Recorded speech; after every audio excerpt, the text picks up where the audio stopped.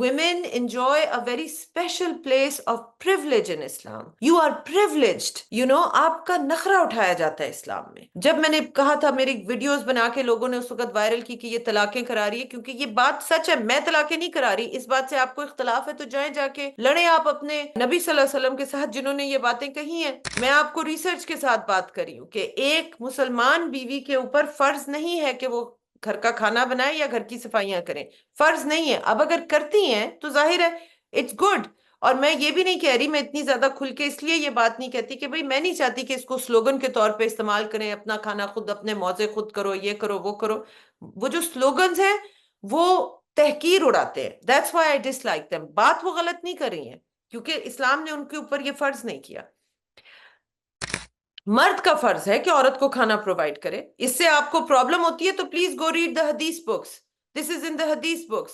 उसका फर्ज है कि औरत को खाना भी प्रोवाइड करे. अगर औरत खाना नहीं बनाना चाहती तो मर्द ने किसी ना किसी तरह प्रोवाइड करना है. वो मेड को लेके आए या वो खुद खाना बना के दे. This is all a man's responsibility. Please understand that. And I am not trying to create issues in people's lifes. जाहिर है हमारा माशरा अब जिस तरह से बना हुआ है, इसको आहिस्ता आहिस्ता बतदरीज ही बेहतरी की तरफ लेके जाना है. और आपने जिस खाविन से शादी की है तो उस टाइम पे पता था ना कि वो मेड अफोर्ड कर सकता है कि नहीं. तो जो आप कर सकती हैं एक मैरिज को ठीक तरह से चलाने में, उसमें दोनों लोग एक दूसरे के साथ बाहमी रजामंदी के साथ जो भी अग्री करें. बट प्लीज अंडरस्टैंड कि क्यों इस्लाम आपको इतना प्लेस ऑफ प्रिविलेज दे रहा है, ये भी तो समझें. इंटाइटलमेंट की इंतहा है कि स्लोगन्स बना के हमने ले जाने हैं, बट इस्लाम आपसे क्या एक्सपेक्ट कर रहा है वो नहीं सुनना. कि नहीं बस हमें हमारे राइट्स दो. तो जहां पे इस्लाम राइट्स देता है ना, पावर देता है, उसके साथ बहुत ज्यादा रिस्पॉन्सिबिलिटी भी देता है. अब आप समझें कि ये प्लेस ऑफ प्रिविलेज इस्लाम आपको क्यों दे रहा है. बिकॉज इस्लाम जो है ना नेचर का रिलीजन है. और नेचर को मालूम है कि औरतें जो है ना वो फ्यूचर हैं. men represent the present.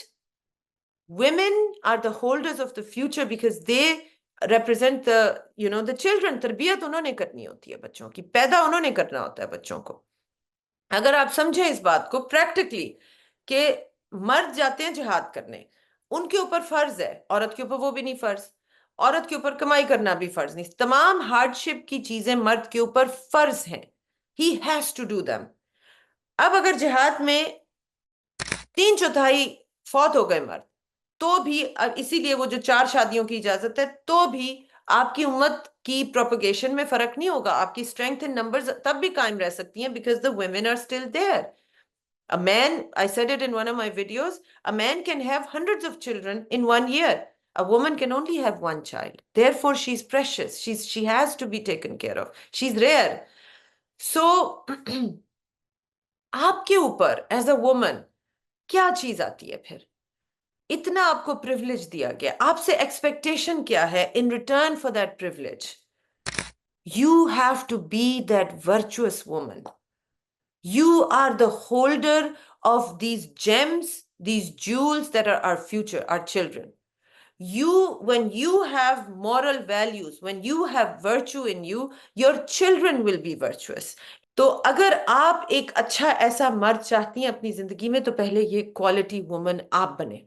अगर आप माँ हैं बच्चियों की, तो अपनी बेटियों की तरबियत ऐसी करें कि they are women of substance, they are quality women, ताकि एक क्वालिटी मर्द को वो अपनी जिंदगी में अट्रैक्ट कर सकें.